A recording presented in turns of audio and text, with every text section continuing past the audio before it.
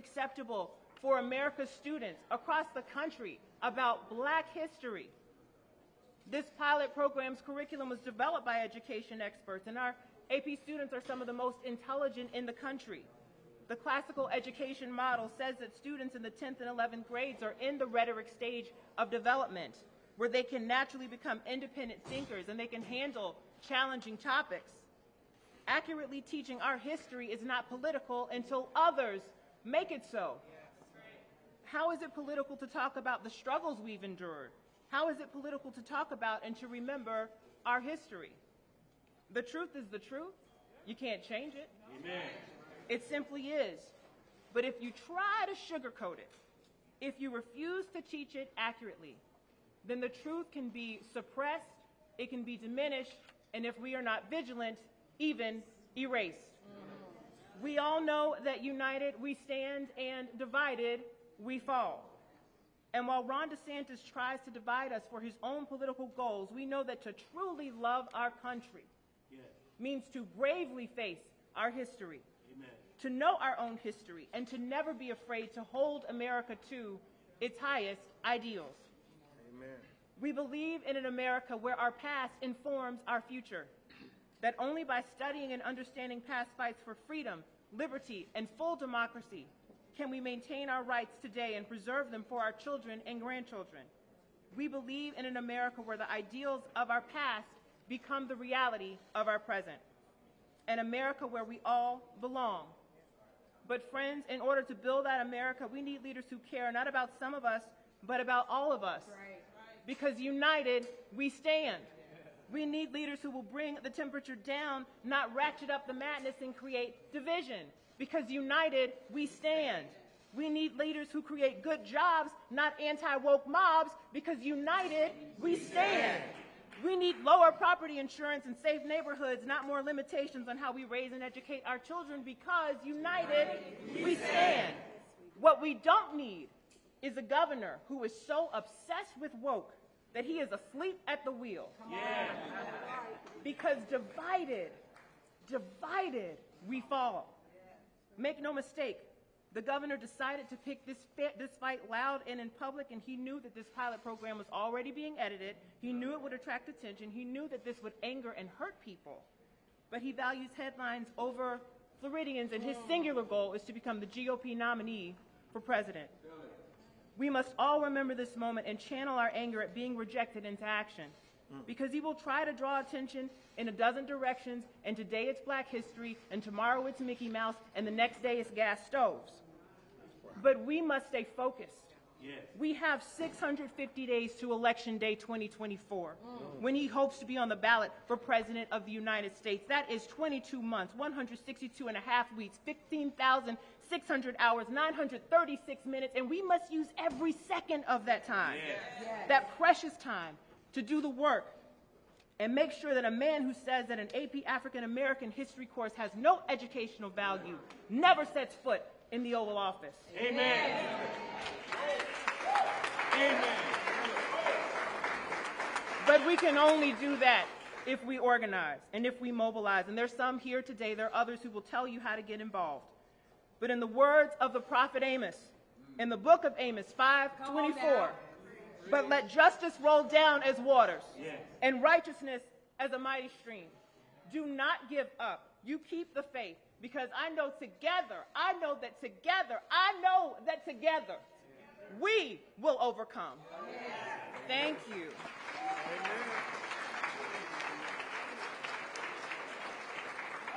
And now I would like to bring to the podium my distinguished colleague and freedom fighter, attorney, and state representative, Michelle Rayner.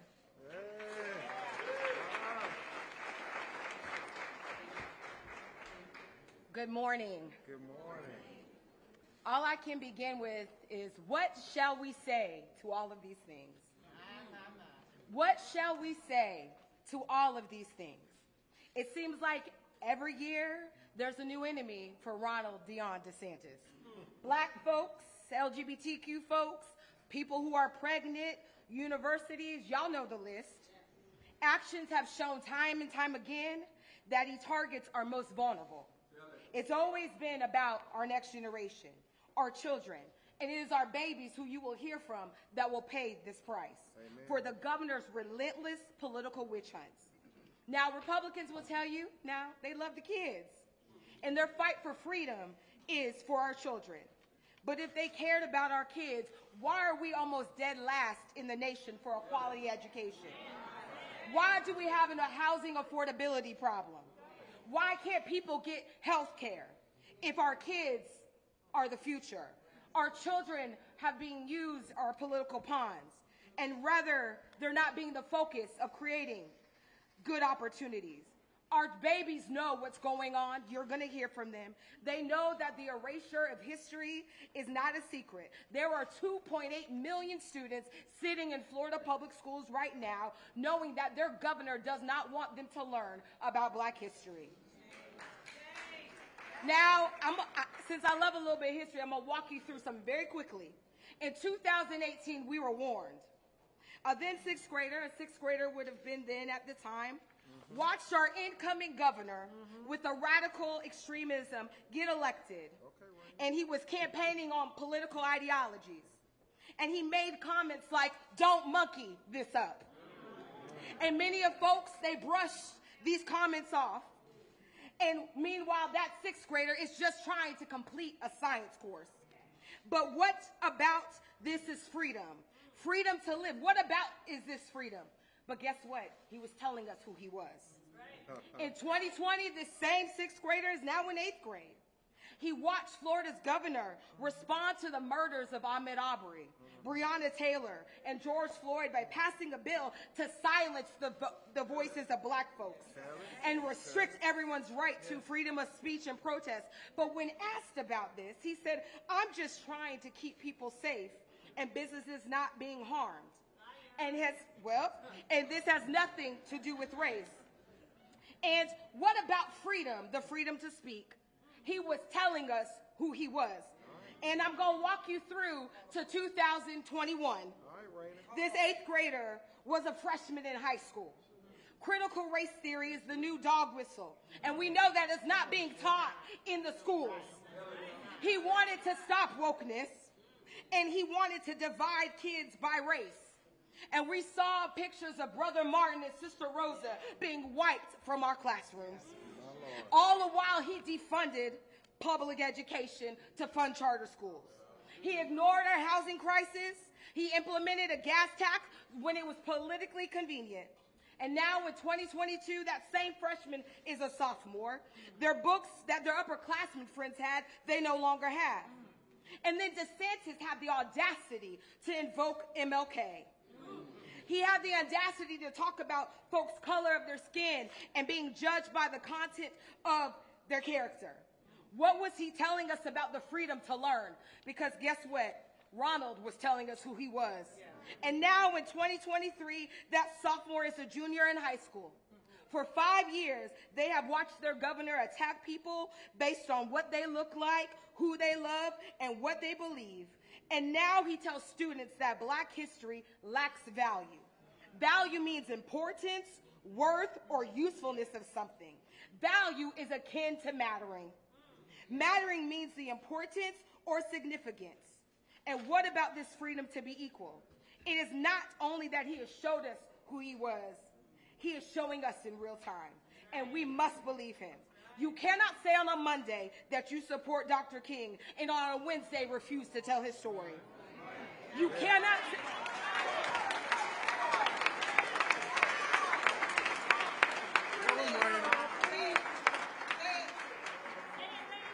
You cannot say you are here to serve all the children of Florida, especially our children, but only when it serves your political ambitions.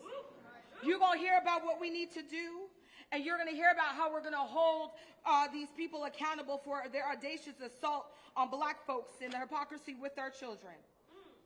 But this is what I want to tell you. They want us to be tired. They want us to get weary. But I'm holding on to the promise. I'm holding on to the promise. Let us not grow weary in well-doing, for we shall reap a harvest if we faint not.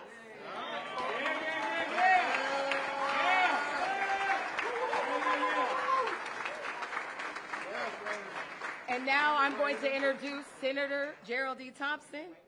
My God, I just glad they had to go after her.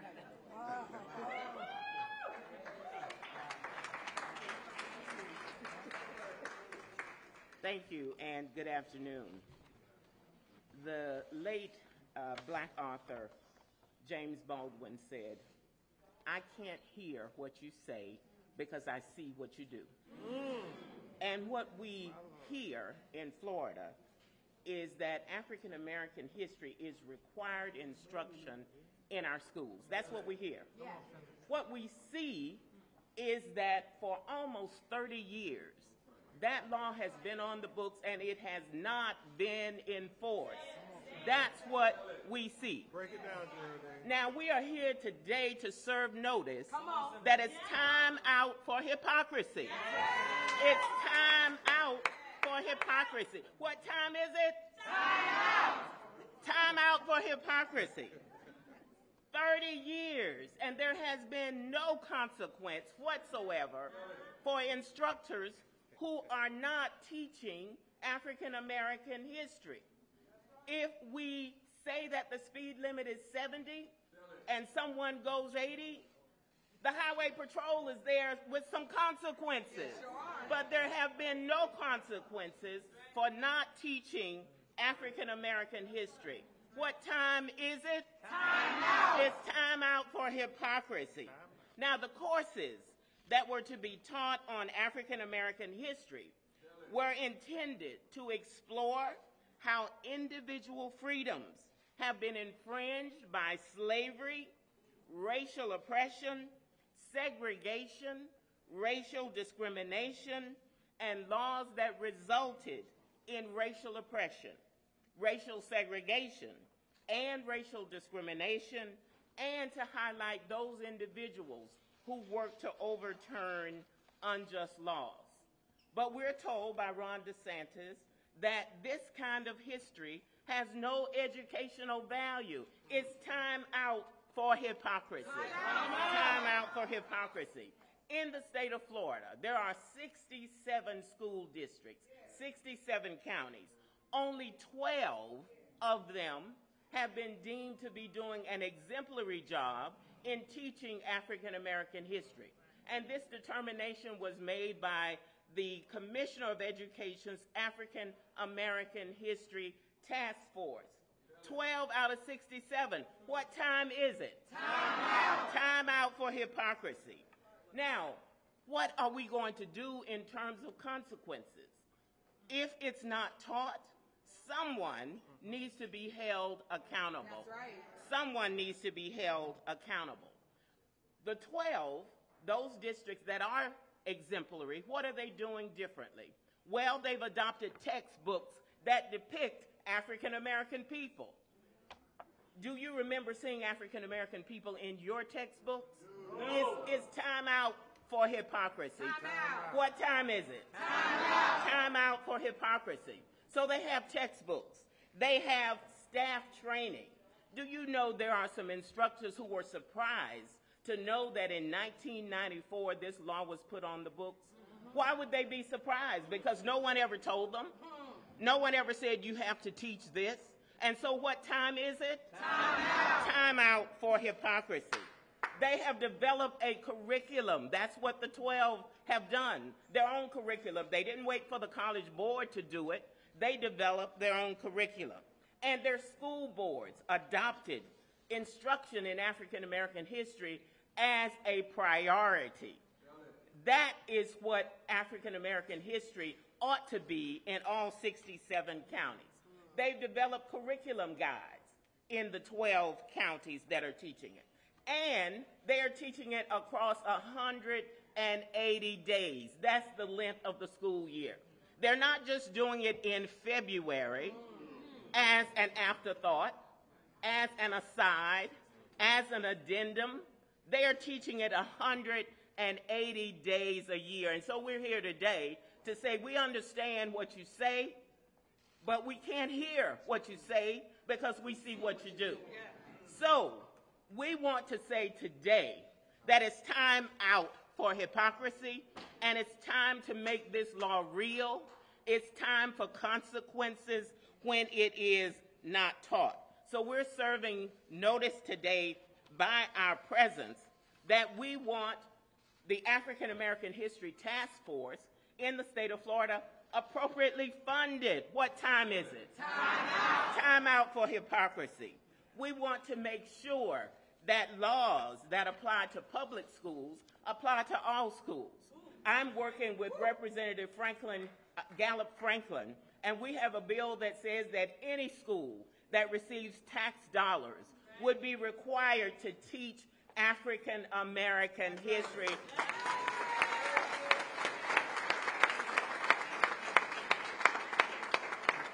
And what time is it? Time out for hypocrisy. So we want the African American History Task Force appropriately funded. We want recognition that this has educational value, that our lives and our contributions have educational value. And remember Governor DeSantis, remember Commissioner Diaz, remember all of the officials. We can't hear what you say because we see what you do.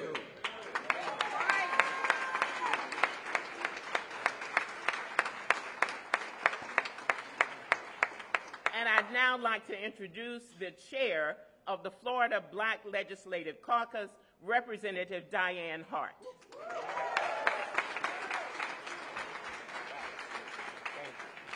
Thank you. Before I begin, I'd like to say to the former representatives who are here this afternoon, thank you for joining us. That's Senator Tony Hill, Senator Dwight Bullard, and we also have Senator Lorraine Osley standing up at the top. I also want to thank NBCSL. For those of you all who don't know what that is, that's the National Black Caucus state legislators, for having Representative Flowers here from Arkansas with us today. Everybody all around the country knows how important this is. Amen. The goal of education is the advancement of knowledge and the dissemination of truth, said President John Kennedy. Good afternoon. I'm State Representative Diane Hart, representing House District 63. I also serve as chair of the Florida Legislative Black Caucus, which she just told you. I also chair Region 6 for the National Caucus of Black State Legislators. I'm here to disseminate some truth today. We've been here before. Under this governor, our people have been attacked, our culture has been dismissed, and now we're being told that our history lacks educational value. Education is a critical part of an individual's personal foundation, and when you choose to build a foundation on falsehoods, lies, or by simply erasing history, you've laid a foundation that will ultimately fail. I can only think of one reason why this state, a state that my colleagues and this governor have called the freest state in the country, would try to hide the truth. They're afraid. What are they afraid of? Huh. What is the governor afraid of? They're afraid that by learning the truth about African American history, that black children will change. Are you afraid that the truth about what has inspired in America will ruin the vain perspective of American exceptionalism that we push on the world? Are you afraid that your children and grandchildren will see you in their textbooks in direct opposition to the notion that all of us are created equal? I've learned that fear and intimidation will never stop the truth. Truth is something unlike fear that never dies. Amen. All students deserve a quality education that is honest about our history, and it's time that our state stop trying to hide it. While our history is being erased before our eyes, legislative leaders have launched another attack on our education in the form of HB1. The last thing we need is to move to a private, more of our public education system, to privatize more of it.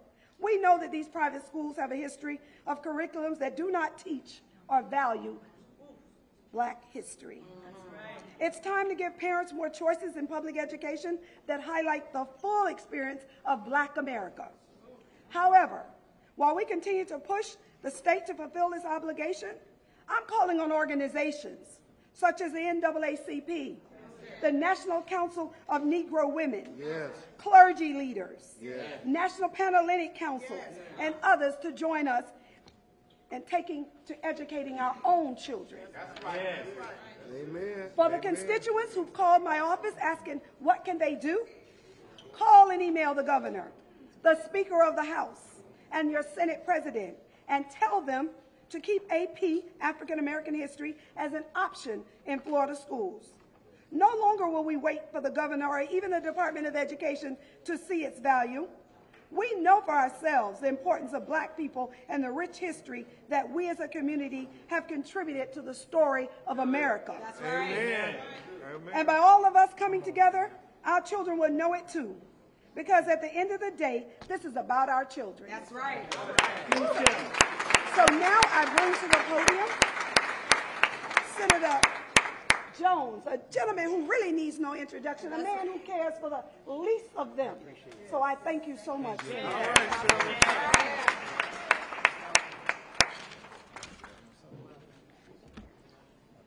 I want to start off by talking to my colleagues who stand with me. In church, we sing a song, "We've come this far by faith, leaning on the Lord." But then it goes on and say, trusting in His holy word. He has never failed us yet. To my colleagues, I tell you that the moment that we are in right now, I repeat what Representative Ranger said. Don't get weary in well-doing. Because we will reap a harvest. But we cannot give up. I want to thank the clergy from across the state who are here. It's too many to name. I want to thank Attorney Crump and the student leaders who are here today. But I want to go back and thank, once again, my colleagues in both the House and the Senate who are here today. We're not standing here for an exercise. That's right. We're not standing here because it's cute to stand here. We're standing here because we're resisting and we refuse to allow this to happen. We are dealing with the structure of a system that continues to perpetuate racism across this country and in this state. And let me clear this up. This is not just a Florida problem. Hear me what I'm telling y'all. Florida is just the petri dish. That's right. Tell it. But people from across the country should be concerned of what legislatures and what governors are doing and what they are watching Florida to do, because they believe if it can happen in Florida, it can happen in Tennessee, it can happen in Colorado. We want to resist right here, right now. Ron DeSantis is a problem, but he is not the problem. The problem that we are facing is that we are not dealing with the bigger issue at hand. Crumbling schools. That's right. Dilapidated buildings in our communities. High property insurance, like Leader Driscoll said. These are the issues that's being ignored because we have to deal with the promotion of Jim Crow 3.0 by people who don't know and don't care about what's happening in black communities, but they desire to referee how you teach our history. Focusing on AP, African American Studies, that's what we're dealing with now. But the bigger issue that's at play is being ignored. We're being told to simply cry about it by the governor's staff. That's what he said. That's what he said. Time out. But we will not do that. Now this has our full attention, not just here within the state of Florida, but across this nation. Not just with politicians, but with community leaders. Not just with adults, but with children also. Amen.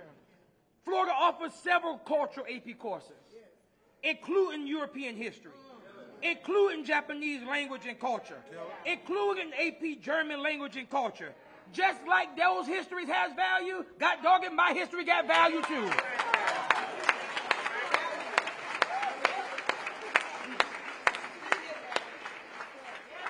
Young people need to. Young people have to be exposed to the world's rich diversity to grow into informed global citizens who practice empathy, who can explore their curiosities, and have the foundation to be able to collaborate for the greater good of all of us.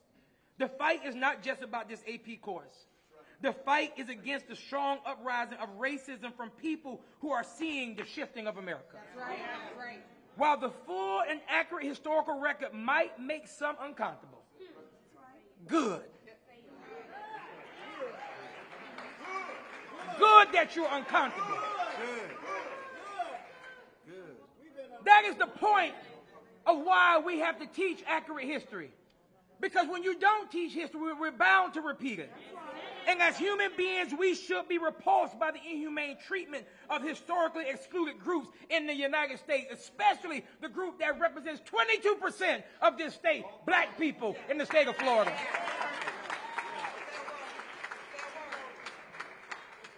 We have to get serious about returning power to the people of this state. But let me tell y'all something, because I started off with it and I'm going to end with it. We've come this far by faith. Leaning on the Lord. And if you're going to believe in the Lord, you leaned on somebody. And I'll tell you this. I have faith in people. And I have so much hope in our future. We have always recovered. We have always been resilient. And we will always resist.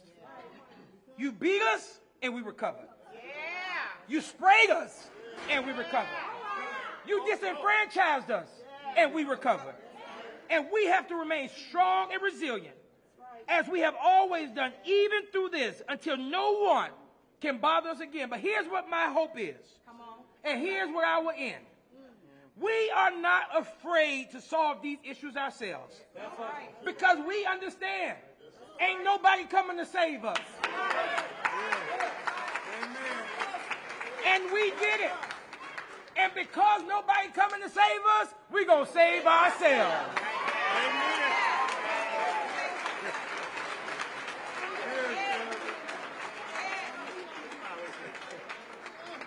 At this time, I would like to introduce no stranger to this house, no stranger to this state, the treasurer of the American Federation of Teachers, all of our good friend, Mr. Fed Ingram. All right.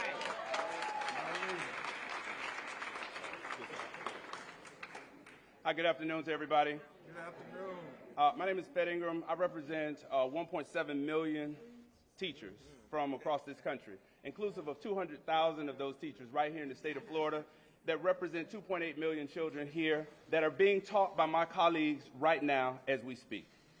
In those classrooms, we have social studies teachers and civics teachers and people who care about history who are afraid to teach honest history. Mr. DeSantis, what part are you afraid of? Is it slavery? Is it civil rights? Is it Reconstruction? Is it the fact that we've had a president who looks like me? What part scares you, Mr. DeSantis? You are the governor. You are not the king. Our history matters. Because all history matters. The truth matters. And sometimes in America, our history is good, bad, and ugly.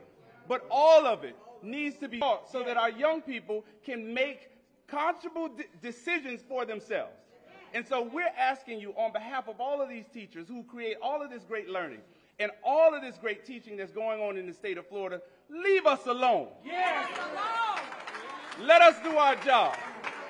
Give us the resources that we need.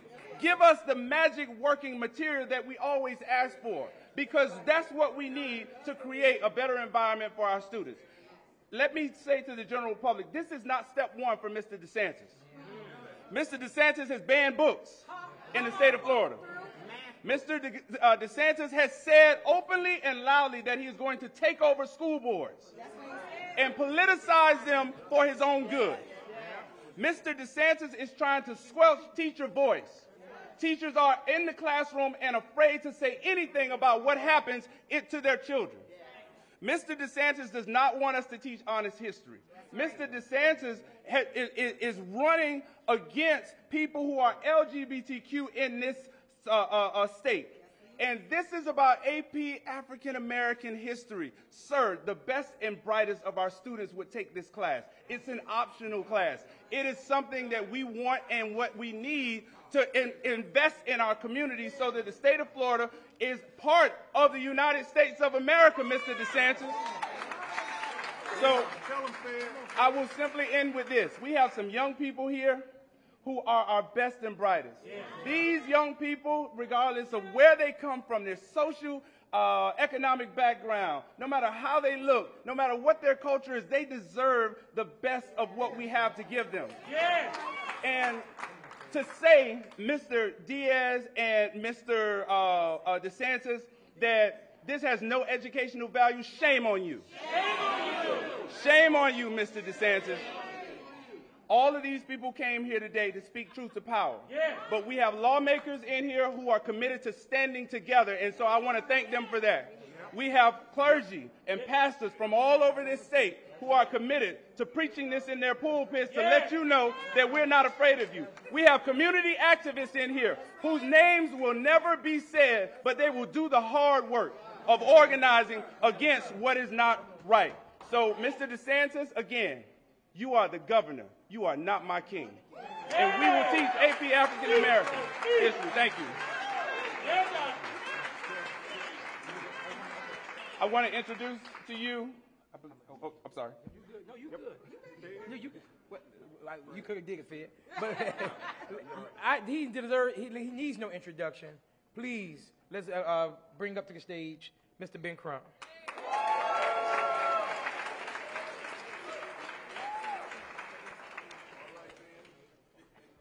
Thank you all for being here, especially to the leaders, the clergy, and to all of the activists in the community who said, hell no. Hell no! We have to remember that it's so important, this cause, this fight. So much is at stake. I'm Attorney Ben Crump, along with Attorney Craig Wisenhunt, and with Attorney Precious Chavez and the NAACP, as well as the Lawyers Committee for Civil Rights. We're here to give notice to Governor DeSantis that if he does not negotiate with the College Board to allow AP African American Studies to be taught in the classrooms across the state of Florida, that these three young people will be the lead plaintiffs in a historic lawsuit. And you all need to remember their names, because it's their courageous tenacity and their intellect that reminds me, Reverend Holmes, many of the examples that were shown to the world by a young John Lewis, a young Julian Bond, a young Fannie Lou Hamer. You will remember the names of Elijah Edwards, of Victoria Heckman, of Victoria McQueen, Yet Heckman. Yeah, this is what it's about. It is about them. This is what the fight is for. Never, ever forget that. And the fact that they're coming forward in this consequential moment in history can never be taken lightly. Now, you're going to hear from them in a minute after you hear from my co-counsel, Craig Wisenhunt, who has previously been victorious in challenging Governor DeSantis with the mask mandate.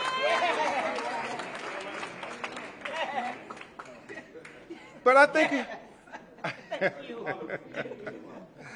Senator Osgood, I do think it's important, though, that we remember what Carter G. Woodson, known as the father of black history, said. He said, if a race has no history, if a race has no worthwhile traditions that are respected and taught to the youth, it becomes a negligible factor in the thought of the world. And it stands in danger, Senator Jones, of being exterminated. And so the question really is this, brothers and sisters. Are we going to let Governor DeSantis or anybody exterminate black history from the classrooms in Florida? Senator Hill, will we let Governor DeSantis or anybody exterminate black history in the classrooms across America? No! Yeah, what this really is about is saying you cannot exterminate us, you cannot exterminate our culture, and you can never exterminate the value of our children to this world.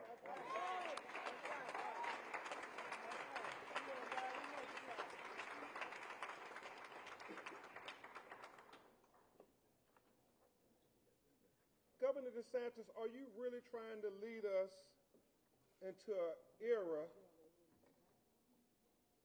akin to communism that provides censorship of free thoughts?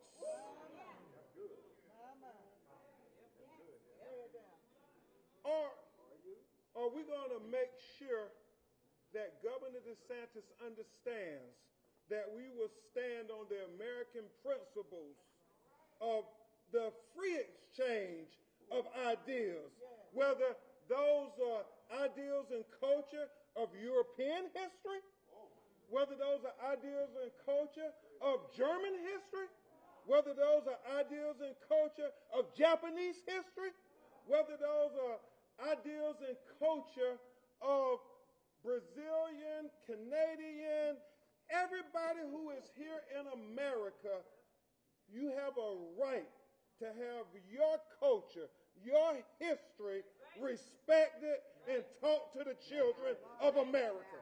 Yes.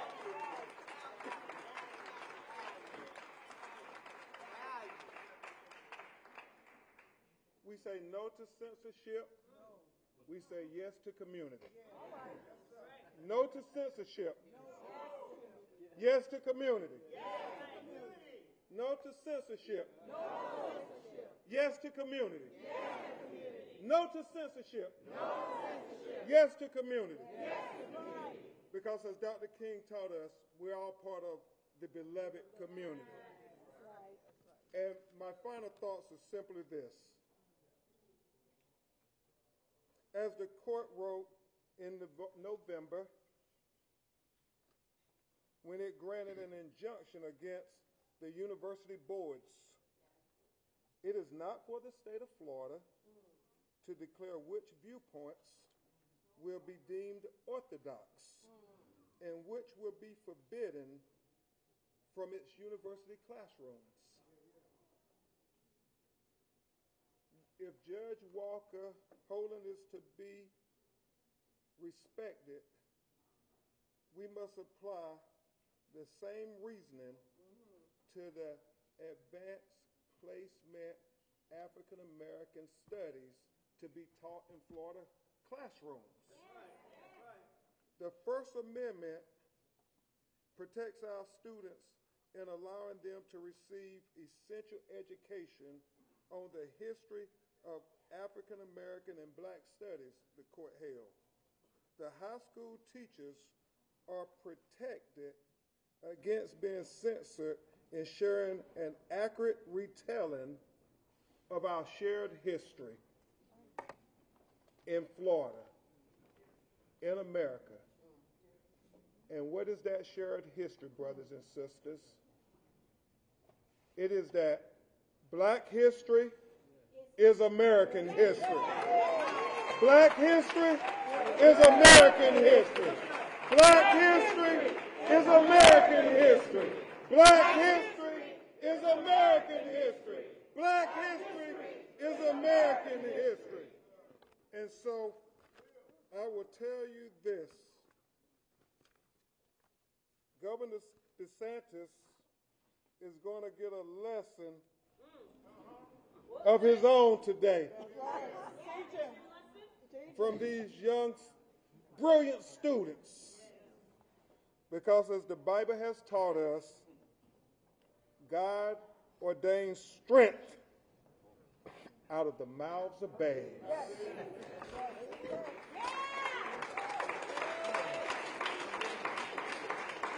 And before you hear from these brilliant students who represent the best that we have to offer the future, I want to have you hear a little bit about the technical arguments of the lawsuit that will be filed or interplayed in the current lawsuit that is in the federal courts from a great lawyer, a great advocate, Attorney Craig Wisenhunt.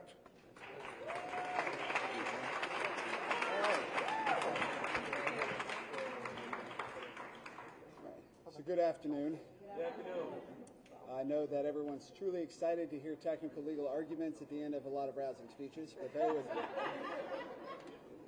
I want to start by pointing out that one of the reasons this lawsuit is so important is because if we do not learn from our history, we are doomed to repeat it. And we have been here before, and Ron DeSantis clearly did not learn from history.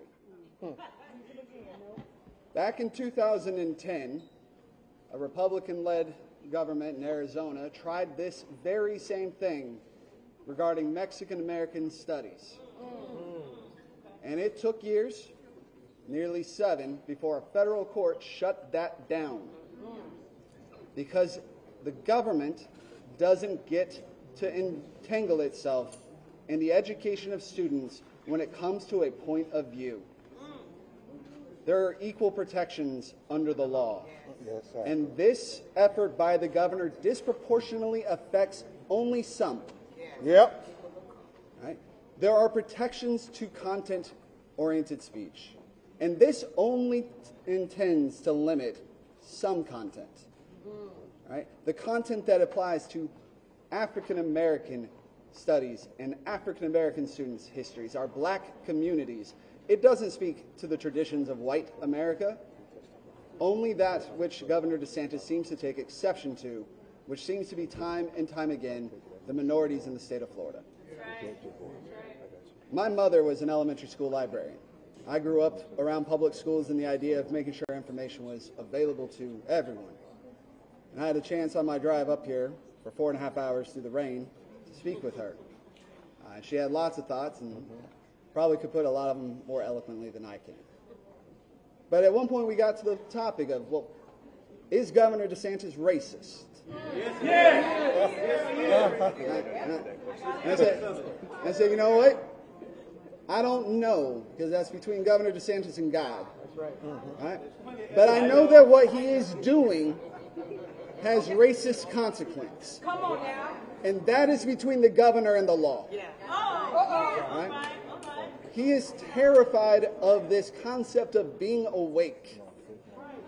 Because he is living in a dreamland where he is king and only his views matter. Well, This lawsuit, if it comes down to it, if we have to exercise our remedies through the courts, has been litigated in the past successfully against the government on the governor's own arguments.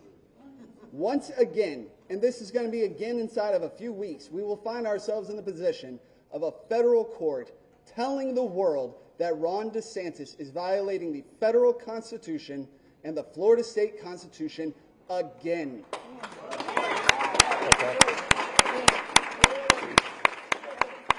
These students deserve better than the leadership we have seen so far.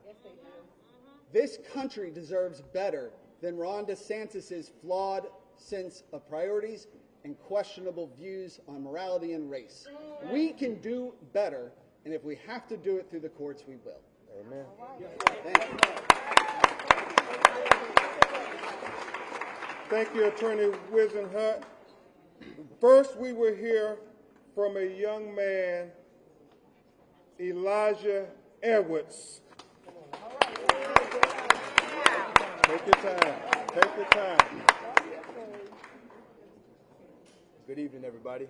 Good evening. Okay. Dear Governor DeSantis, this is not a school assignment or random spillings from a kid who doesn't know anything, but this is a factual account of how I personally feel about your decision to deny me and my fellow students our rightfully deserved AP African American Studies class. But first, let me introduce myself. I'm Elijah Edwards. I'm a lamplighter, community leader, and 10th grade gifted and magnet student at Sale High School. All right. As I have gone through my years of schooling as a black kid in Florida, I have realized that I have not learned much about the history or culture of my people outside of my parents and close relatives. This fact unsettled me for some time. But after I heard that there might be an African American Studies AP class, I was ecstatic because next year I will be taking AP classes and wanted that class to be one of them. I could already imagine the insightful discussions and daily new history facts. But instead of approving the class and giving me and my fellow students around Florida a glimmer of hope to learn about the roots of our lineage, Governor DeSantis decided to deny the potentially life-changing class and effectively censor the freedom of our education and shield us from the truths of our ancestors. I can't believe that this is 2023 and America is talking about censoring education.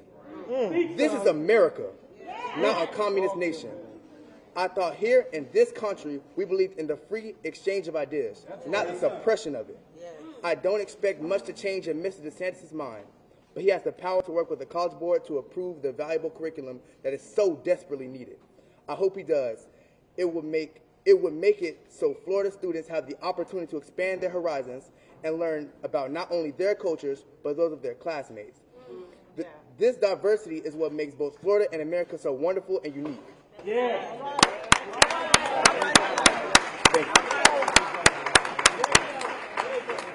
Thank you, Elijah. And his parents are also here with him. Thank you.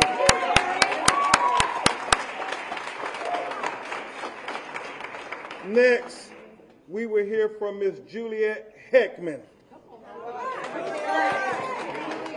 Go, Juliet. Good afternoon. My name is Juliet Heckman, and I'm a junior at Leon High School here in Tallahassee, Florida. Over the past 2.5 years, I've had the privilege of taking 4 AP courses, 3 of which have been history-related. These classes have further advanced my knowledge of the world around me, as each class offers thorough evidence, viewpoints, and reasoning based on its designated topic. When I heard the news that there was an AP course in the works that was designated specifically to African American Studies, I was grateful. Grateful in the sense that this side of history, one which is notoriously ignored and disregarded, would finally be given the proper and sufficient representation that it deserves. I was grateful that there was an interdisciplinary course that not only goes into depth on the history of African Americans, but also emphasizes the contributions made by them that have built the foundation of our country itself.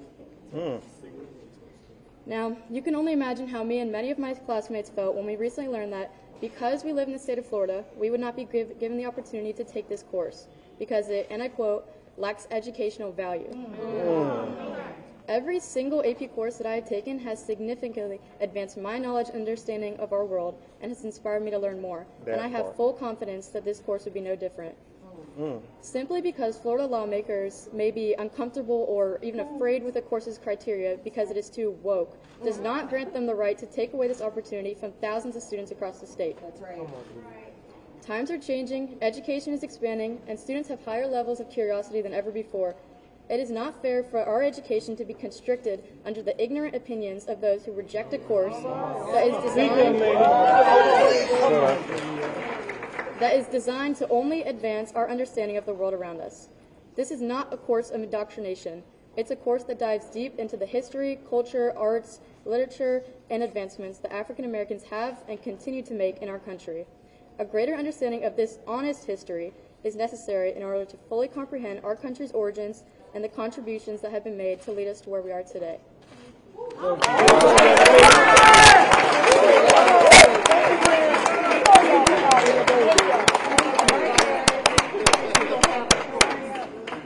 And the final lead plaintiff of this historic lawsuit, potentially, hopefully it won't come to that, Governor DeSantis, is Miss Victoria McQueen.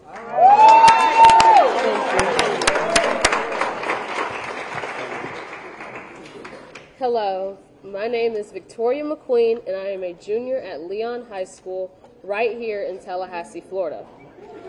I have taken 6 advanced placement courses, each having a different impact on my academic life. I am also a dual enrollment student at Tallahassee Community College.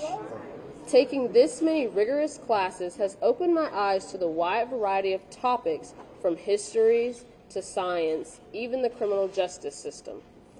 Opening the possibility to yet another AP, one that a diverse demographic has the potential to want to learn, will expand the knowledge of many students, myself included.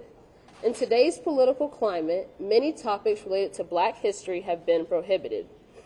Therefore, there are many gaps in American history regarding the African American population. The implementation of an AP African American history class will fill in those gaps. My generation is a heavily social media based one, with so many opinions and not nearly enough facts. When there are those historical gaps, students turn to the internet and social media to fill in those necessary gaps, not getting the factual based information. Tell it. This course will open that opportunity to learn facts and is something that students should at least have the option to do. Learning about the death of Emmett Till, a young man who is not much younger than I am when he was lynched, is something that every child at their own discretion should learn. Yes. Because even as it is terrible history, it is the American history of an African American. Wow. Then there's the Tulsa Race Massacre, also known as the Black Wall Street Massacre, something I had to learn on my own time because we don't learn that horrific history in APUS. Lucky for me, my parents would fill in the gaps and give information, but those are big events in American history that should be taught to all, not just the ones who want to gain a deeper knowledge of the issue. Not to mention the outstanding leaders of history that aren't discussed, such as John Lewis, a progressive for many African Americans, being a trailblazer through society and leaving a forever impact on this country. Along with Lewis, there's another pioneer that does not get the credit she deserves. Henrietta Lacks is the name. Come on.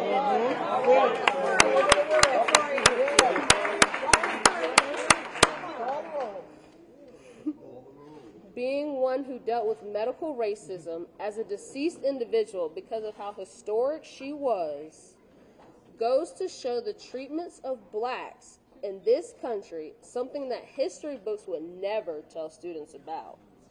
Being the first to have regenerating cells and dying a terrible death, scientists then used her cells for their own gain, not even consulting her family, representing how oppressed and disregarded in America African Americans are, even though she was and continues to be a catalyst in modern day medicine.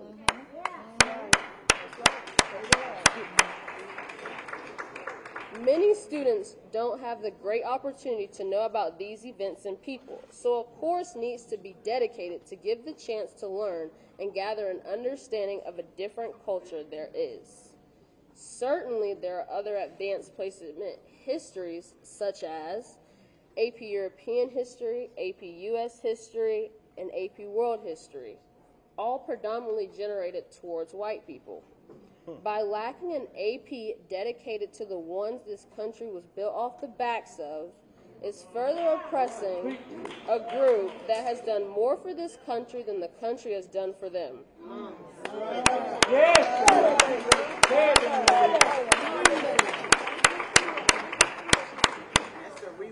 Stealing the right for students to gather knowledge on a history that many want to know about because it's a political agenda goes to show that some don't want the horrors this country has done to African Americans to finally come to light.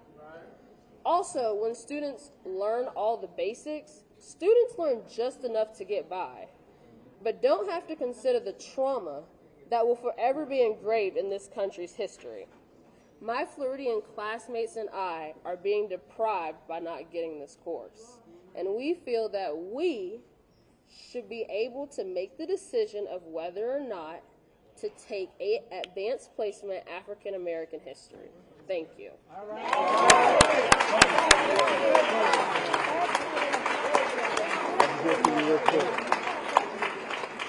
Senator Jones, Senator Thompson, with these young children, how can we lose? How can we lose? How can we lose?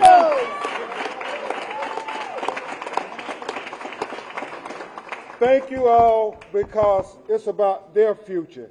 That's why we're fighting. And they are so worth the fight.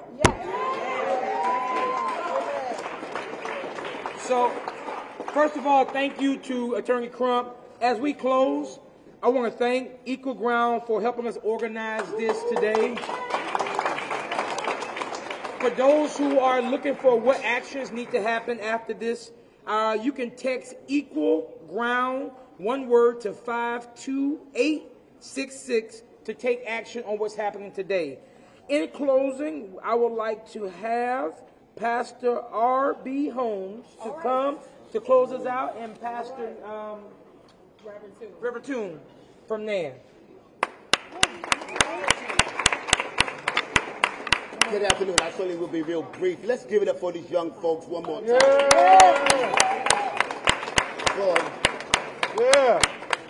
For we stand here today in proxy for generations to come.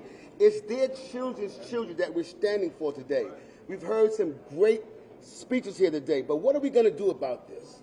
So Wednesday, February 15th, we will be descending on the state capitol. Reverend Sharpton will be here, along as with our chapters throughout the state. We have already started mobilizing. We'll be working along with Equal Grounds and every other organization.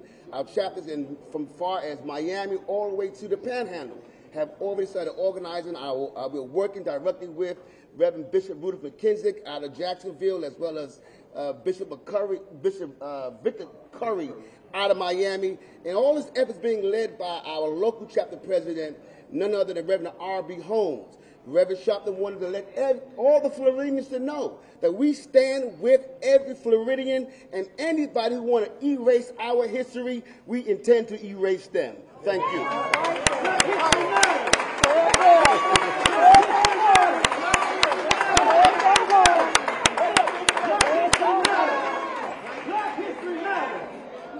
The last correction is you text Equal Ground to 52886.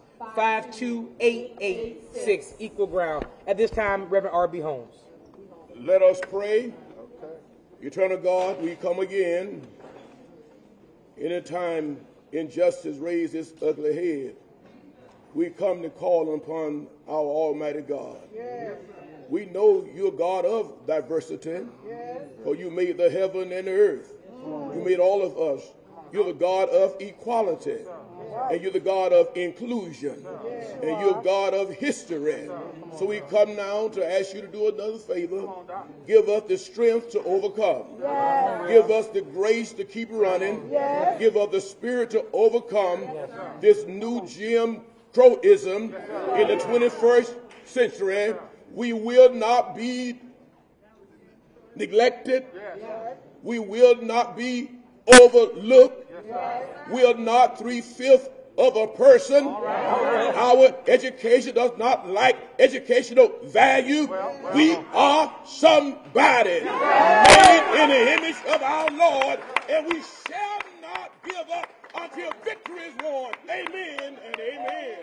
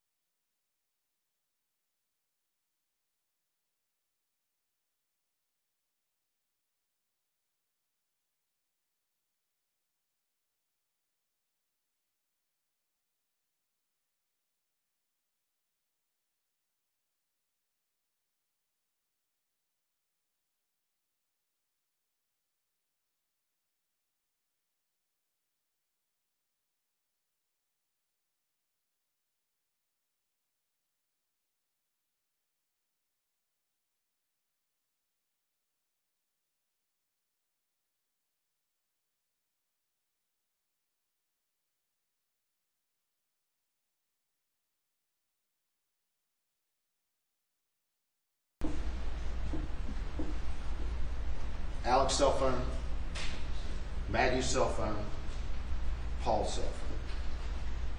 You know, this is all amazing technology that most of us carry around in our pockets.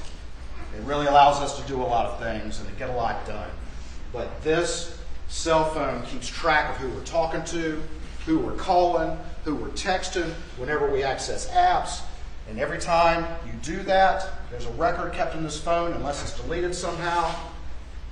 And if you're using certain apps, you can even get GPS information where you were when you did that that's stored on these phones. You're going to hear evidence about that. You're going to hear evidence that when you make a call and it pings off of cell towers, that location information can be gathered from that as well.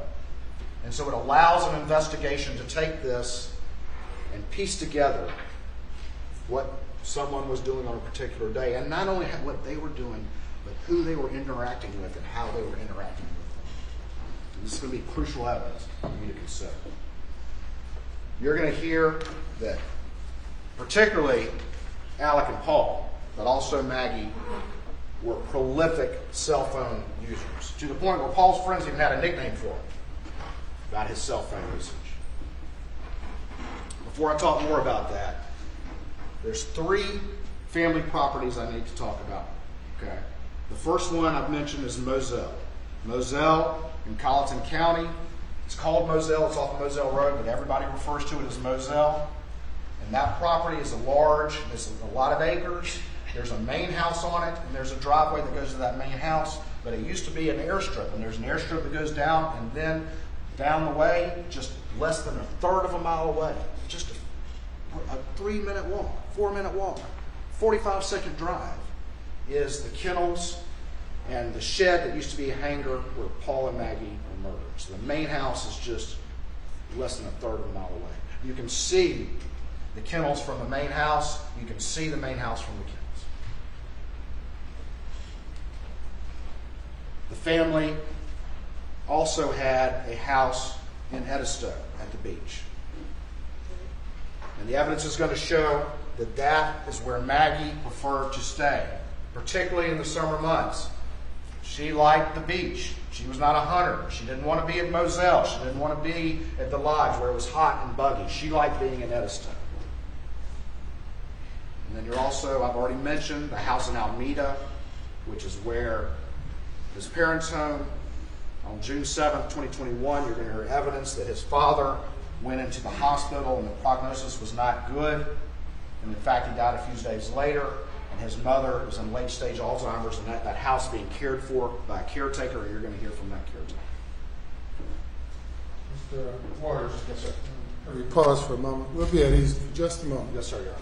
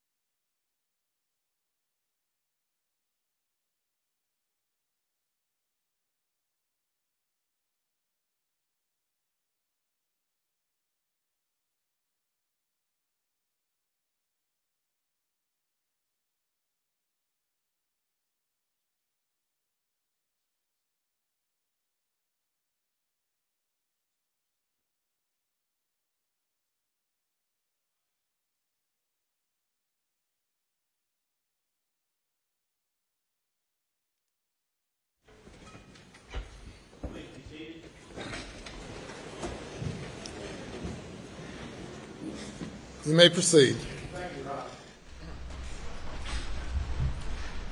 All right. We were talking about the three-family properties. Moselle has the main house and the kennels / sheds. The main house has a driveway, but the kennels also have a driveway. And the evidence is going to show that that was actually as commonly used as the main driveway. In fact, the mailbox is by the kennel driveway. Driving right past those kennels where Paul and Maggie were murdered. I told you that you're going to hear evidence that Maggie did not like being in Moselle as much as she liked Eddystone, the beach house.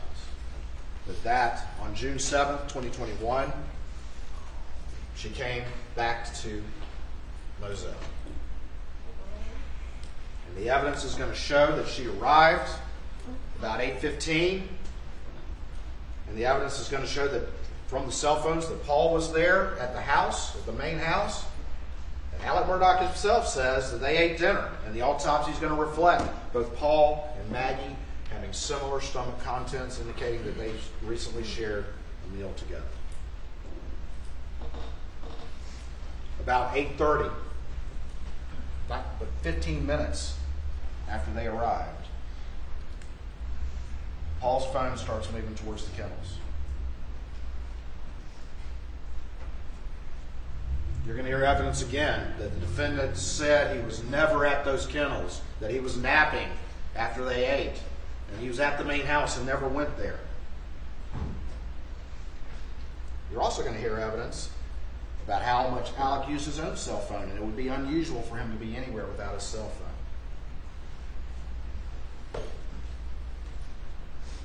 At 8:44 and 55 seconds, Paul recorded a video.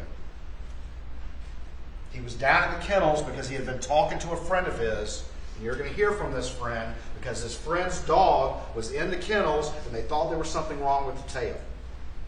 And Paul was recording a video of it to send to his friend. 8:44 and 55 seconds. And on that video, and you'll see that video, and you'll hear from witnesses that identify Paul's voice, Maggie's voice, and Alec's voice. Told anyone who would listen he was never there. At 8:44 and 55 seconds, there's a video. The evidence will show that he was there. He was at the murder scene with the two victims. And more than that, just over 3 minutes later, 8:49 and 1 second, Paul's phone locks forever. He never reads another text. He never sends another text. He doesn't answer calls. 3 minutes after that video has the defendant at the murder scene with the two victims, Paul's phone goes silent forever. And in fact, another communication comes into the very friend that he was talking to, the dog, at 8:49 and 35 seconds, just 35 seconds later, and he doesn't answer it.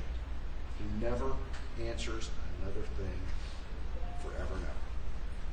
And on top of that, Maggie's phone locks at 8:49 and 31 seconds, around that same time, and she never answers another text, never sends another text, never makes another phone call, never receives another phone call. 3 minutes, ladies and gentlemen. 3 minutes after a video shows he's at the scene with the victims, and he told everybody he was never there. Never there. Credibility, ladies and gentlemen. Credibility. So what happens after that? Well, you'll hear evidence that Alec's phone was conspicuously, didn't have a lot of activity from about 8:09 p.m. until 9:02 p.m. And if he was at the kennels, which the evidence will show, why is his phone not with him? Why is it not showing activity? But you will hear that at 9:02, all of a sudden his phone does start to pick up activity. At 9:02, he calls, he starts moving. At 9:04, he calls Maggie's phone. Doesn't answer, of course. Doesn't answer. He calls his father, Randolph, who's in the hospital. Doesn't appear there's an answer there. He calls Maggie again at 9:06. Remember, he's just a third of a mile away. You can see it. At 9:06, she doesn't answer. At 9:06, he turns on his car, his Suburban, and he texts Maggie that he's going, be right back. I'm going to go check on Mom. And he doesn't drive down to the kennels, even though that's where the mailbox is. That's a common place to be, even though you could see it. He's called his wife 2 times and texted her, and she hasn't responded. But he didn't just drive down there and say, hey, I'm heading. You guys want to go? What's up? What's up? Right there. You can see it.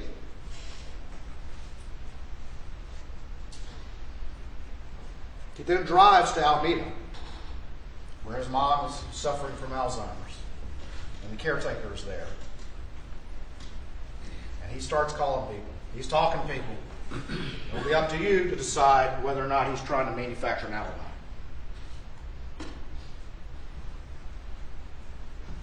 He gets there to Alameda. You'll hear evidence about whether or not that was usual. You'll hear evidence about how he was acting when he got there. And he's only there for 20 minutes because he's back underway at 9:44. And he makes more phone calls on the way back. Calling friends, calling people who will answer. It'll be up to you to decide whether he's trying to create an alibi. And he gets back to Moselle at 10:01. And he calls 911 at 10:06. Listen to that 911 call. Listen to what he says. Listen to what explanations he may offer. You're going to hear that 911 call, but you're also going to see the body-worn camera of the officers who arrived at the scene. The video camera they wear so that it records what they're doing. And you're going to see what he did to Maggie and Paul. It's going to be gruesome. There's no other way around it. It's what he did. You're going to see crime scene photographs. You're going to see the traumatic injuries that were suffered. You're going to hear from a pathologist, a doctor who will examine the injuries. It's going to be gruesome. There's no other way around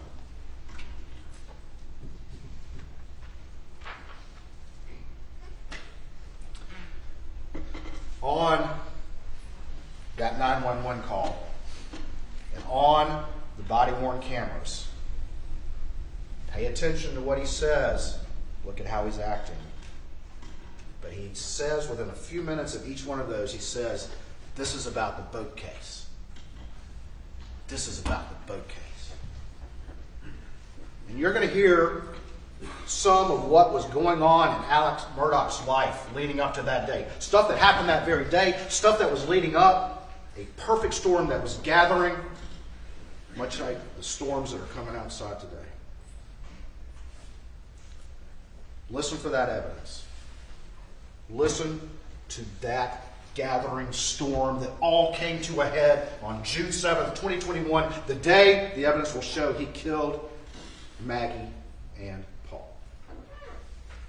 This has been a long, exhaustive investigation. And it's going to be a fairly long trial because it's complicated. It's a journey. There's a lot of aspects to this case. There's a lot of factors to this case. But like a lot of things that are complicated, when you start to put them all together, piece them together like a puzzle, all of a sudden the picture emerges and it's really simple. It's really simple. Once we get to the end of that journey, and you have a chance to deliberate, the evidence is going to be such that you're going to reach the inescapable conclusion that Alec murdered Maggie and Paul, that he was the storm, that the storm was coming for them, and the storm arrived on June 7th, 2021, just like the storms that are heading here right now, that they died as a result, beyond any reasonable doubt. Thank you.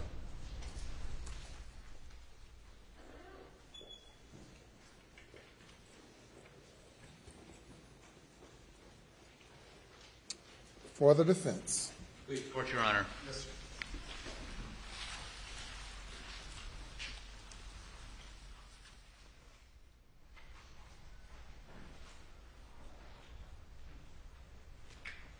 Ladies and gentlemen of the jury, my name is Dick Harpootlian.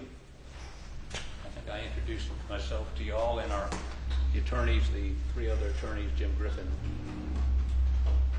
Philip Barber, Margaret Fox. It is our honor to represent Alec Murdaugh, or Murdoch, depending on how you pronounce it. I say it's our honor because I submit to you what you have heard from the Attorney General as facts are not. They're his theories, his conjecture. Now stand up. This is Alec Murdaugh. And Alec was the loving father of Paul and the loving husband of Maggie. You're not going to hear a single witness say that their relationship, Maggie and Alex's relationship, were anything other than loving. You're going to hear about how they went to a baseball game the weekend before. You're going to hear about their relationship. You're going to see texts and emails indicating a loving relationship.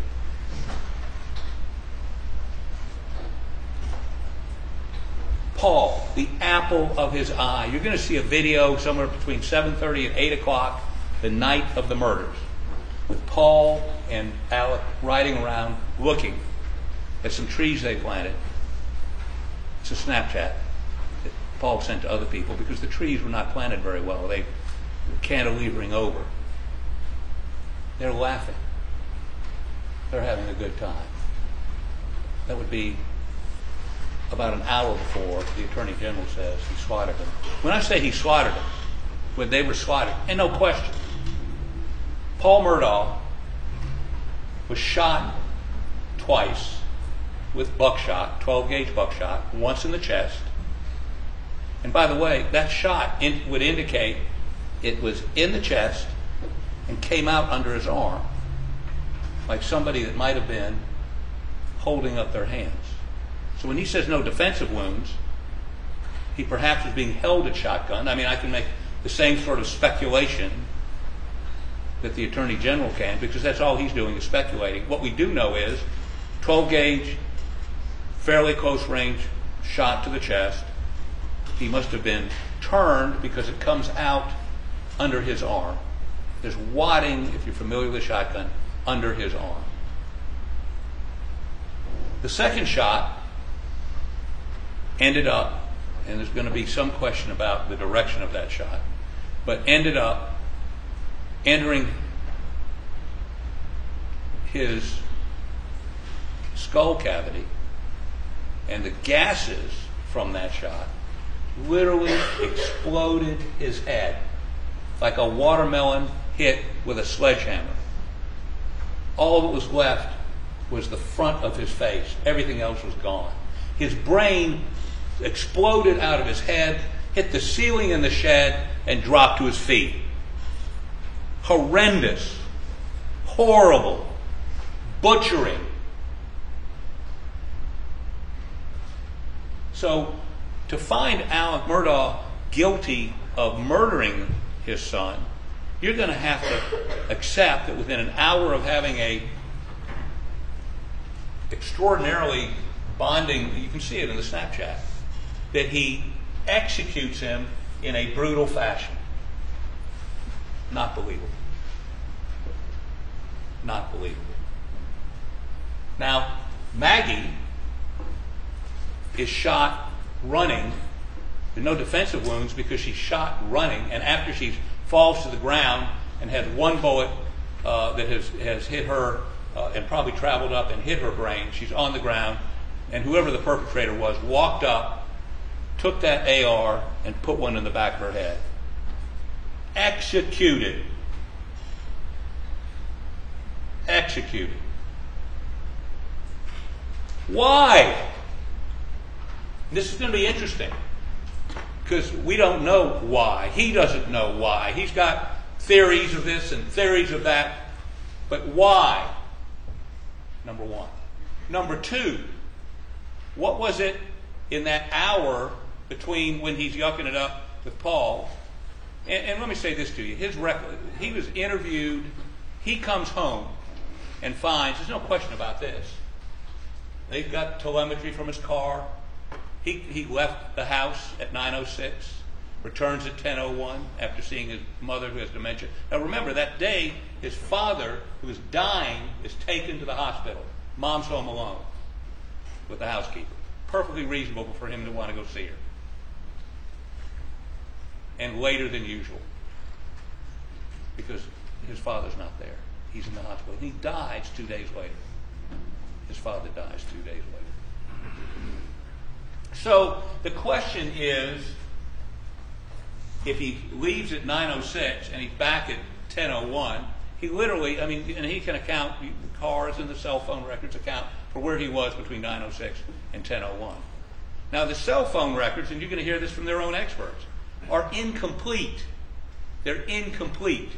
And we submit one of the reasons they're incomplete, and by the way, how do they find Maggie's phone? Maggie's phone was thrown out on the side of the road about a quarter of a mile away from, a little bit more, maybe a half a mile, from the Moselle property, thrown out on the side of the road. They found it by using Find My iPhone. And the way they did that, they had to open it or have access. Who gave them the code to open the phone? Al Murdaugh. And it's not destroyed, it's just thrown on the side of the phone.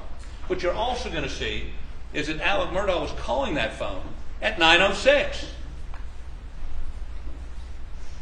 As he leaves the house, he did call her twice and texted her. And we also know that at 9:06, as he cranks his car, as the cell phone records show that, as the telemetry data shows the cell phone linking up with the car, that phone is being thrown on the side of the road almost a half a mile away. Now that is Houdini. That is magic. That is inexplicable.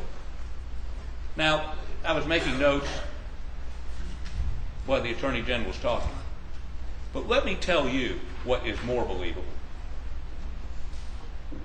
The night he comes home and finds his wife and son butchered.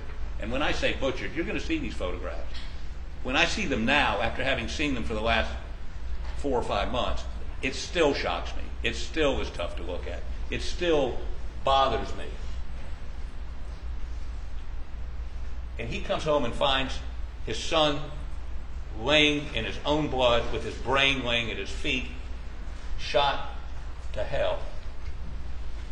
He walks over, he checks to see if there's any life there, although, he's seeing his brain laying outside his body. He knows there's nothing there. He goes over and tries to get a pulse out of Maggie. No pulse there. Calls 911. I want you to hear that 911 tape. It is a man hysterical, in grief, trying to figure out what's going on. And he tells the 911 operator that he's concerned, and he drives back up to the house. And by the way, you can't see, I've been out there, you can't see the shed where you might see the top of the shed. There are pine trees between the front porch or the porch on the house and the dog pens. And it's not a third of a mile, maybe by the way the crow flies, but it takes a little bit longer to drive down there. And this is not unusual for them to communicate by cell phone or text, even when they're all on the same property. It's 1,100 acres. Big property. They hunted it. So what I'm trying to say to you is that the Attorney General has given you his view. And again, you can't see the shed. And I'm going to ask the judge at some point during this trial to ask you, the jury, to be able to go to the scene so you can see it. You can understand the proportions. You can understand the details. Because the facts are what matter here. The facts. Let me give you another fact. You're going to hear their witnesses explain the catastrophic injuries to Paul. That his head literally exploded. And whoever shot him with that shotgun was probably no more than 3 feet away. Maybe closer, maybe a little further away. His head exploded. You would be covered in blood from head to foot. Head to foot. In blood. They seized his clothes that night. SLED did. And they well, first of all, you're going to see in the videos from the officers that arrived that night, there's no blood on him. They didn't find any blood on him. SLED's testing indicated 12 different places on his shirt and pants. No human blood detected. Period. Okay? You'll see pictures. White t-shirt, no blood on it. Those are facts. Those aren't theories. Those are facts. Another fact that is, I think, the reason we're here today. When you hear those questions on the videotapes on the night, now he's found his wife and son brutally butchered. You can hear on the 911 tape, he is hysterical. He comes in and out. It's consistent. If any of you have ever, you got to use your experience as part of this deliberation process. Your human experience. If you've ever suffered the catastrophic loss of a friend or a family member, it's numbing. It's the minute you find out, or if you see them dead, it's numbing. You go into shock. So anything he said that night is in the context of just an hour or two before finding his wife and son butchered. He drove back up to the house while he was on 911 saying, I got to get a gun. Whoever did this might be out there. And he gets a gun. But what's fascinating about that is he gets a 12-gauge shotgun, and he grabs some shells. These people hunt a lot. They have guns everywhere. He grabs some shells. He puts a 16-gauge, a 12-gauge, grabbed a 12-gauge shotgun, put a 12-gauge buckshot in, and then he put a 16-gauge buckshot in. That's how shook up he was. Guy hunted all his life, and he put a shell in that he couldn't fire a 16-gauge from a 12-gauge. Makes no sense. He was traumatized. GSR, their own expert at SLED said the amount of particles of GSR are consistent with him going up and picking that shotgun up. They want to talk about GSR? Again, if you fired a shotgun twice and a rifle 6 times, you'd be covered in GSR. Those are the facts. That's not his theory. The facts. Now let's talk a little bit about these ARs. Again, you're going to hear testimony. A lot of guns. They had a gun room. I don't live in Calhoun County. I live in downtown Columbia. Ain't no gun rooms in downtown Columbia. But apparently if you live on 1,100 acres and you hunt deer and you hunt whatever they were planting those sunflowers for, quail, I guess. Not a big hunt. You have a lot of guns. The truth is, in 2017, and you'll hear the testimony, that Alec bought 2 Blackouts, one for Paul and one for Buster, his other son, who's sitting out in the audience. And Paul had his stolen. He bought another one for Paul.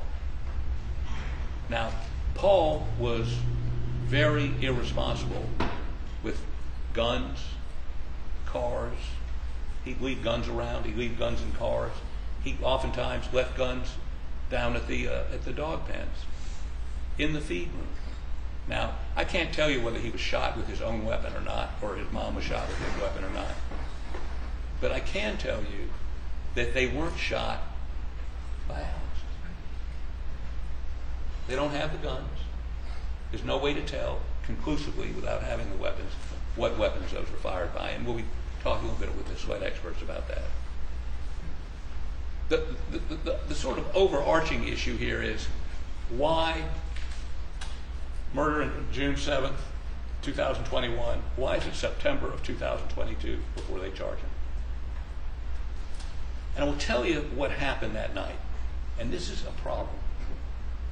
He's questioned, and the questioning is pretty aggressive. You'll hear it. He's traumatized. They suspect him. They show up, he's got a shotgun. They suspect him. And the next morning, 2 people found butchered here in Colleton County, Moselle Road. The police announced, don't worry. There's no danger to y'all. There's nobody out there that could pose a danger to you. Because you see, they decided that night he did it. Without forensics, without cell phones, without any of that. And they've been pounding that square peg in the round hole for the last, since June of 2021, resulting in charges in September of 22. And so, if he felt, and he did, and you'll hear it, the accusatory fashion he's being interviewed in, he may not have dealt all the facts. But by the way, whether he'd been down to the dog pens that night or not, really didn't matter. Really doesn't matter. Because you're going to see cell phone activity that would be, let me put it to you this way. Paul's phone, 8:50. Maggie's phone, later than that, 8:54. Clearly, is still being used. At 9:06, he's up at the house getting in the car, cranking it up to drive over and see his mom. He says a few hundred yards away. It's a little bit further than that. But the point of the matter is, he would have had to have executed both of them, got back up to the house, got the bloody clothes off. And by the way, they seized his clothes from that night. They've never searched his house for any other clothes that we know of. Although that night, he gave permission and they got a search warrant. Go to my house. Go look through everything. Where are the bloody clothes? Where are the bloody clothes? And of course, I would tell you that they've woven this story together because they want everything to be consistent. What's important about that is the judge, and by the way, there's no eyewitness. There's no forensics tying him to the murder. When I say forensics, fingerprints, blood, whatever, tying him to shooting anybody that night. The cell phone records would indicate he would have had less than 10 minutes to kill him, get up to the house, get in the car and crank it up. And he'd be covered in blood. Now, if they think he was beginning to establish an alibi, there's no evidence of that. The evidence is consistent with him seeing them earlier at the dog pen. And by the way, that audio they have of him and Maggie, they were talking about one of the dogs killing a chicken.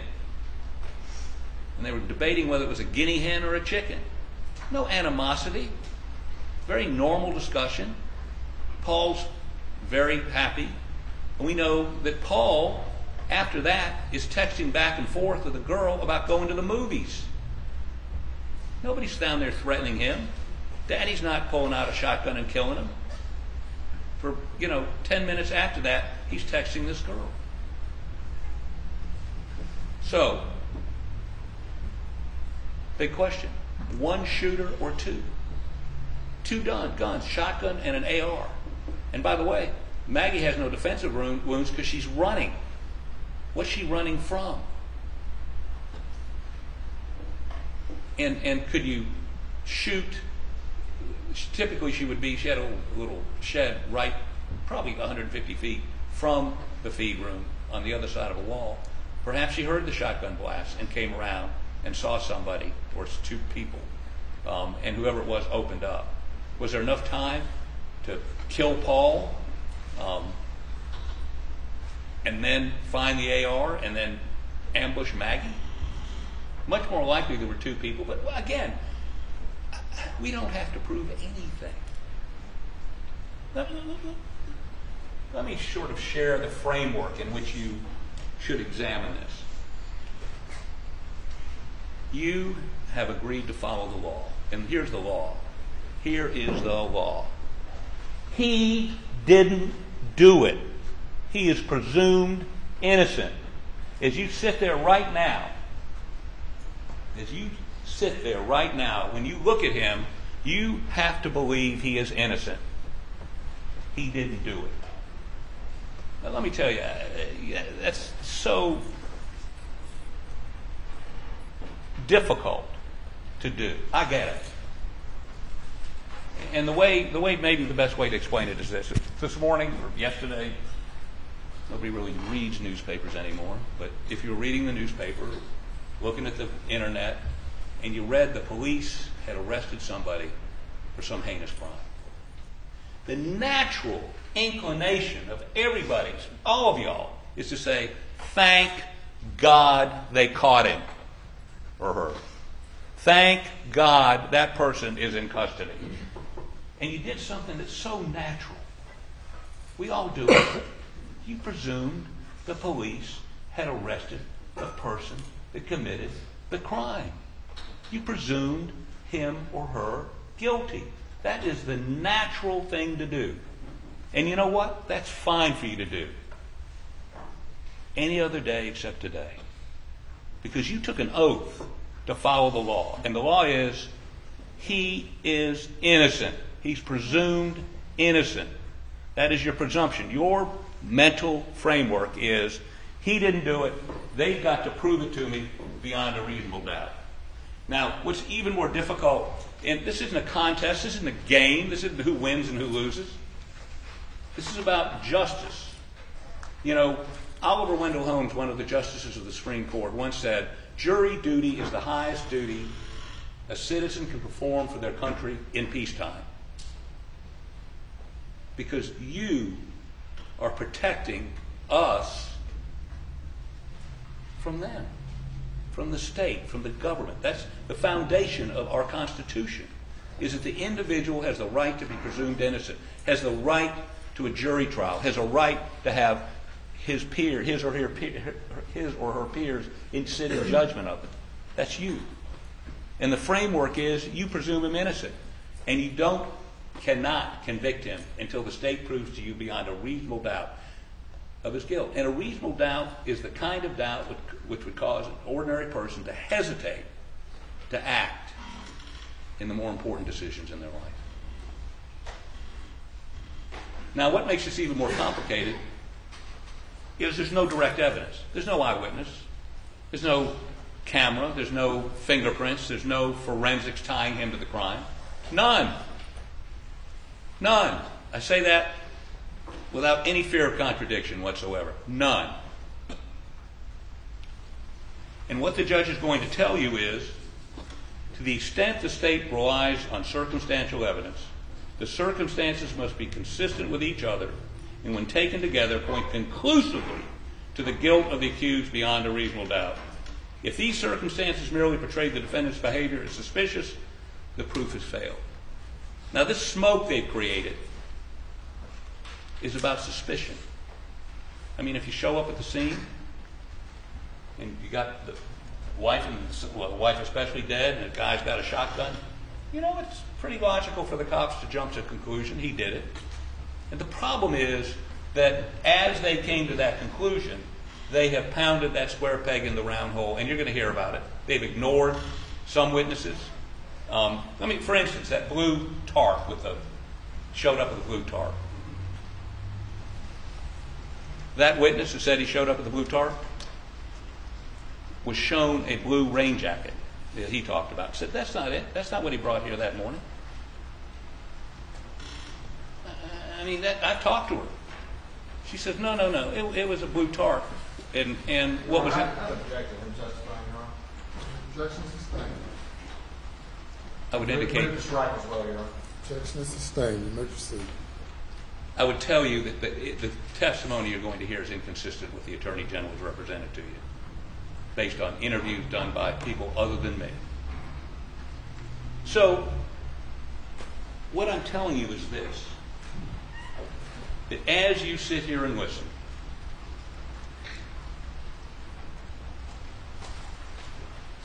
every time there's a witness that takes that witness stand that the state's put up there, you see, you judge the credibility, whether to believe a witness or not believe a witness, whether to believe one witness against many, many against one. You're going to have to evaluate the testimony you hear from this witness stand with a critical eye. Critical eye. I mean, if you've got uncontested scientific evidence, you accept it. I've got no problem with that. These cell phone records he keeps talking about, I would say to you, are not necessarily accurate to the extent they're reliable. I will also tell you that there's going to be a bunch of people, and I will, that have been promised something or threatened with something, that may take the witness stand and say something. But I tell you what they're not going to say. They're not going to say they saw him kill him.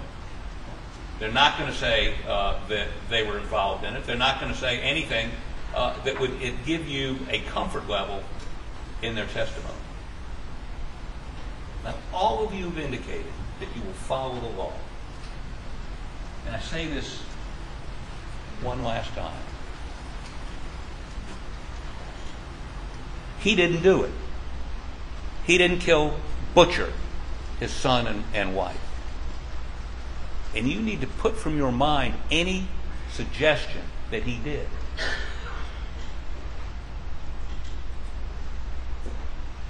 You've been picked because you said you could be fair. You were picked because you said you could follow the law. You were picked because Alec Murdaugh believes that you can be fair.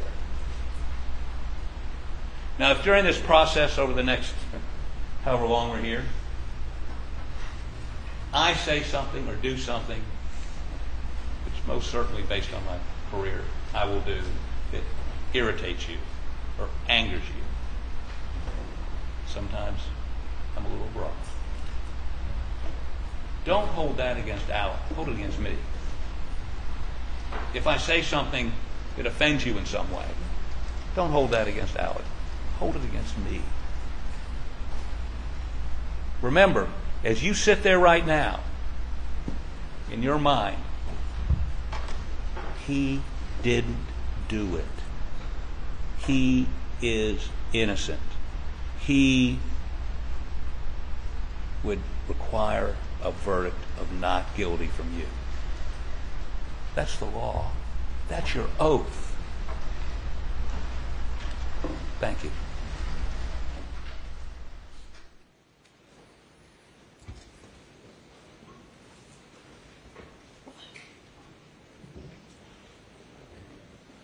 Ladies and gentlemen, I'm going to send you to the jury room for a break while I discuss scheduling with everyone.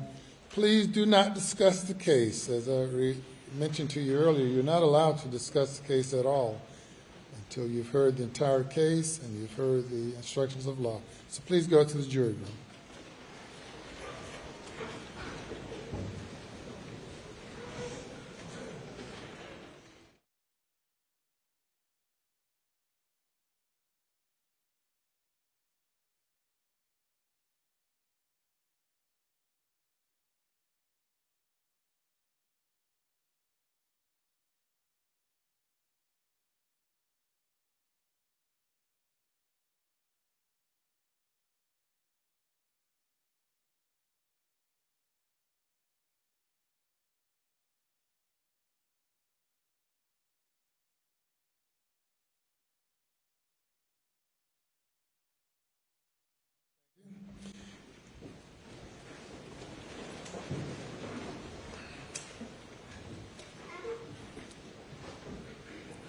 For scheduling, do you have a witness you want to call today? Your Honor, I think as we have talked to your law firm, we do have a witness. Unfortunately, that witness, the main point of that witness would be the body-worn camera, as he is a first responder that arrived at the scene. Unfortunately, the audio does not appear to be working, so I'm informed. despite efforts of courtroom staff and even our IT folks to try to get it going. I've been also told that the company that installed this for the court is not here, and they've been able to do this. So unfortunately, given the lateness of the hour, which I don't think we could finish him anyway because the video in and of itself is fairly long. 9:30 tomorrow morning, and they still haven't done whatever you just said. I will personally come up with a solution to present evidence to this jury, but I think, I don't even think we could really get him done today anyway if we started, because even the body worn itself is 20, 30 minutes, something long, depending on which exhibit we put in. Yeah, and I think this is wise because even if we started right now, I don't think he could get the whole video played. And I'm going to ask, and I'll tell the Attorney General now, we're going to ask him to play the whole video for completeness rather than picking out little excerpts. So that may take 45 minutes. Any objection to that? We had prepared excerpts. There's a lot of discussion of law enforcement as they're arriving at the scene, and I have theories, but if he wants to play the whole thing, I'm fine with that. That settles that. Okay. If you bring the jury, I'm going to excuse them to 9:30 if they're ready to come in.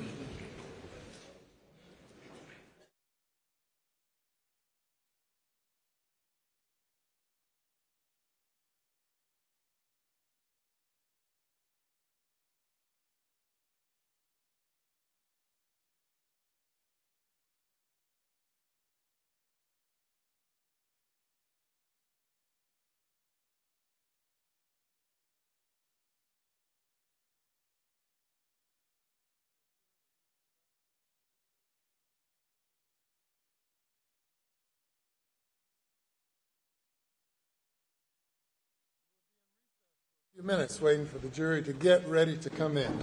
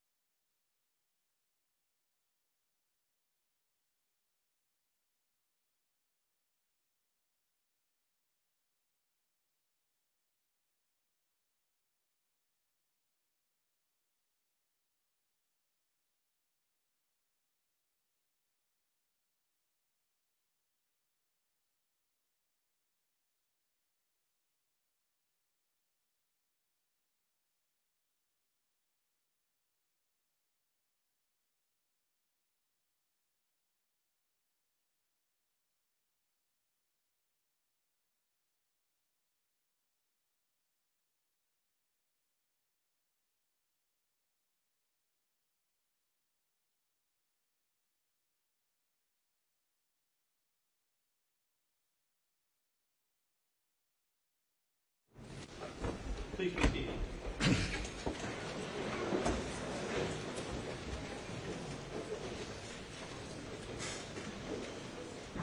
You can bring the jury in.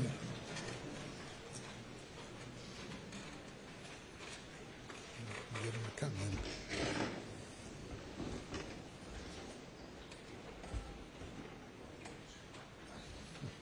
It's 18 people.